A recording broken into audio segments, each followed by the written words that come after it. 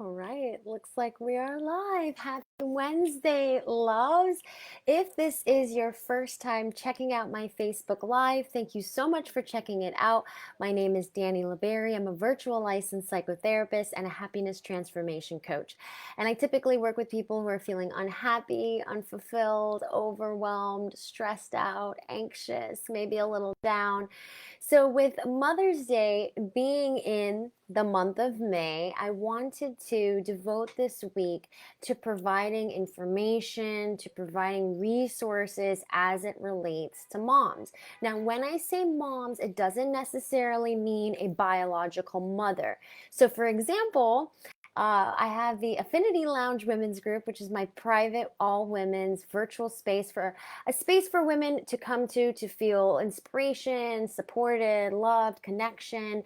And I'm jumping ahead. I usually would tell you about this at the end of the Facebook Live, but it's tomorrow and it's on foster moms and having a foster mom share her experience. So when we're talking about mother wounds, it doesn't necessarily mean a biological mother. Mother wound meaning a relationship with a caregiver. All right, so let's jump in. Oh, also something I want to mention is you can also think of mother wounds as something that strongly impacts and it creates the foundation for our psychological and our emotional development. So that's something I wanted to mention as well. It's also something that's passed down usually from generation to generation. And I don't want you to think of it as something that's good or bad. I try to stay away from the idea of good or bad. So, for example, through my own self discovery, self exploration with my own family, I learned that my family comes from a background of very strong, independent women. Now, that can be a great thing, but it can also somewhat harm, not harm, but it's sometimes if I'm not aware of it, I can be too domineering in a relationship. Sometimes the independence can turn unhealthy, and we want to strive for interdependence. So that's something to just kind of be aware of when it comes to mother wounds. That these are things that are also that can be generational, passed down from generation to generation.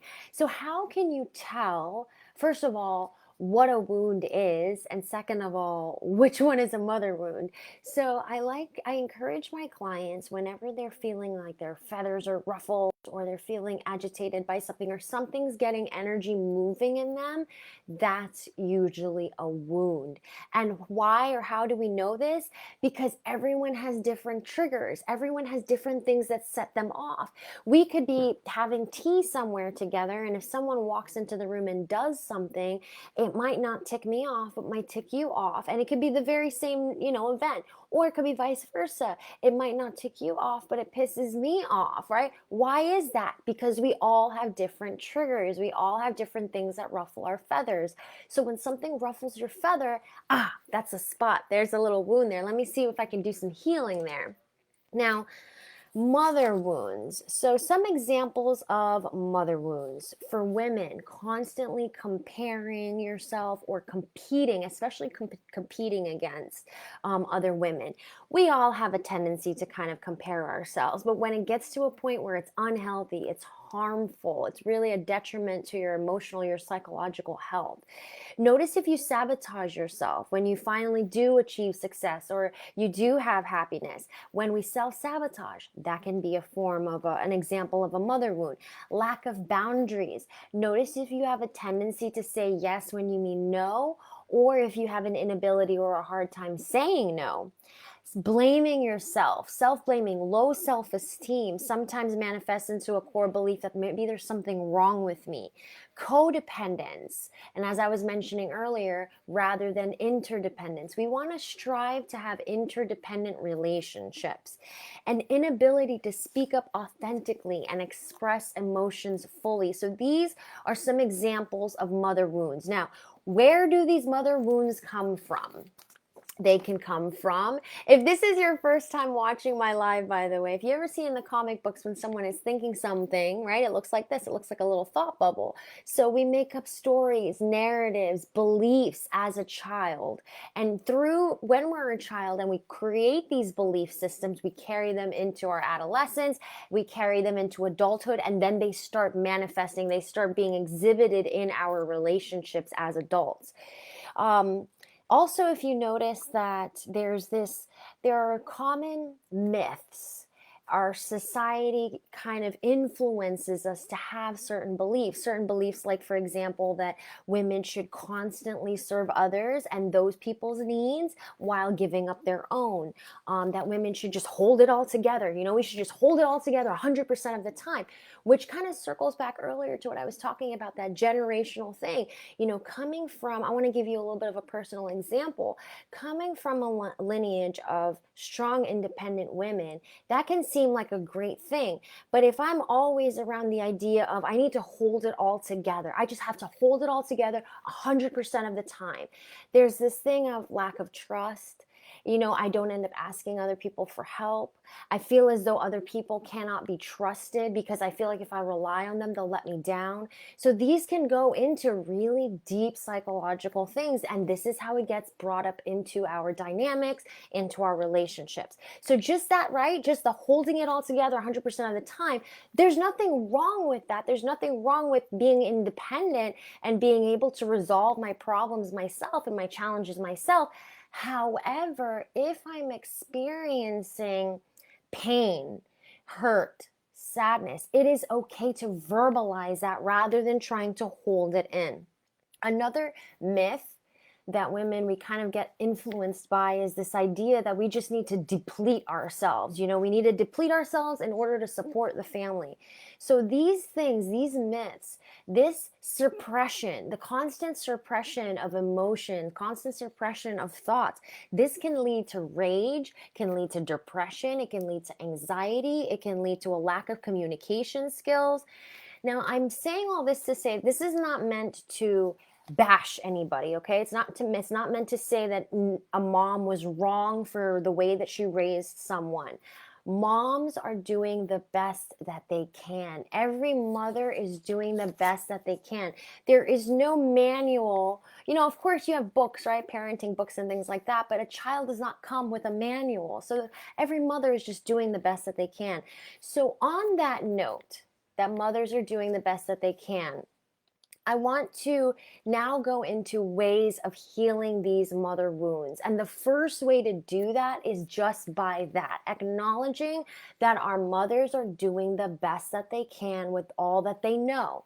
So when I say that, okay, I'm coming from a place of empathy and compassion because I know I have worked with some clients who have experienced some horrific things from their mothers, whether that was sexual abuse from their mother or sexual abuse from their father and their mother did not protect them. Different dynamics, different situations of these kinds of natures. And so when I'm sharing this, I'm not coming from a place of like, just get over it. Come on now, just acknowledge it and get over it. That is not at all where I'm coming from. I'm coming from a space that I am not justifying any pain that has been imposed upon the person. I'm not justifying anyone's actions or behaviors. I am acknowledging that if a mother was hurt and was raised in a certain environment, it is very likely that she may also turn around and hurt and behave in a certain way in that following environment as she is now a mom, until she becomes aware and says, hey, I need to change. This is not right. This is something doesn't sit well. Something's wrong with this. So now say that you're in a space of, okay, Dani, all right, so I acknowledge my mom and I get that she's doing the best that they can. Now what? What do I do with it? If you're open to the idea of journaling, just jotting your thoughts down, pick your brain, get introspective with yourself. See what lies under there, what's going on in between your ears. Get some paper, get a pen, and ask yourself, what damaging beliefs and expectations did maybe that you had of your mom?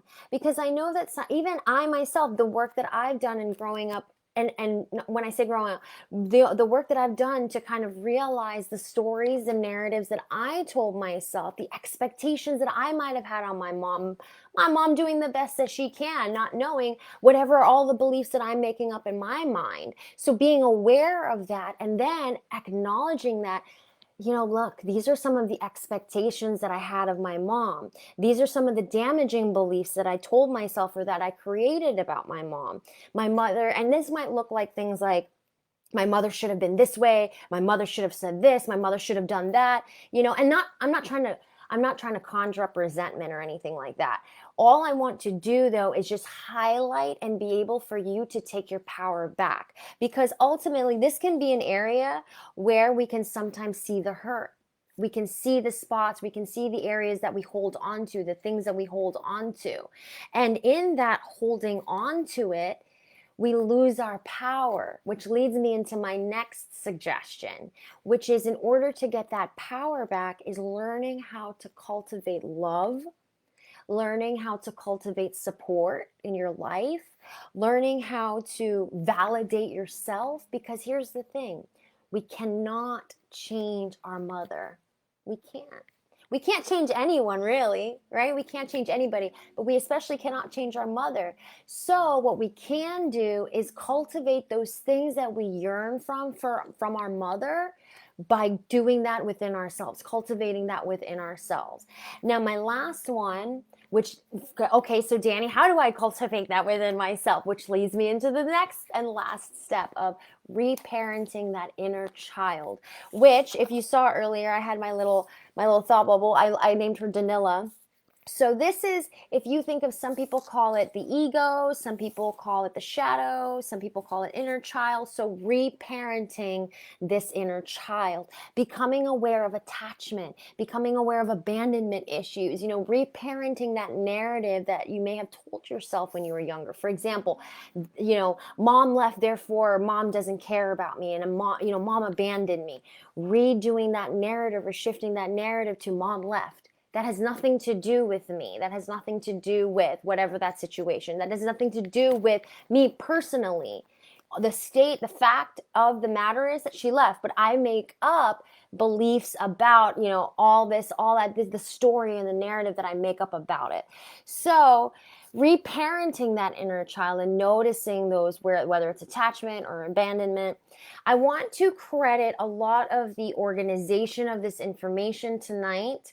I am going to post a comment to this live video. It's from a blog. I have been following this blog, I want to say, probably at least 3 or 4 years now. It's a couple, Luna and Soul, that's their last names, and they are they blend psychological and spiritual. They are spiritual counselors and mentors. They're based in Australia, actually, I believe, and they have a beautifully written article that basically shares everything that I just shared tonight.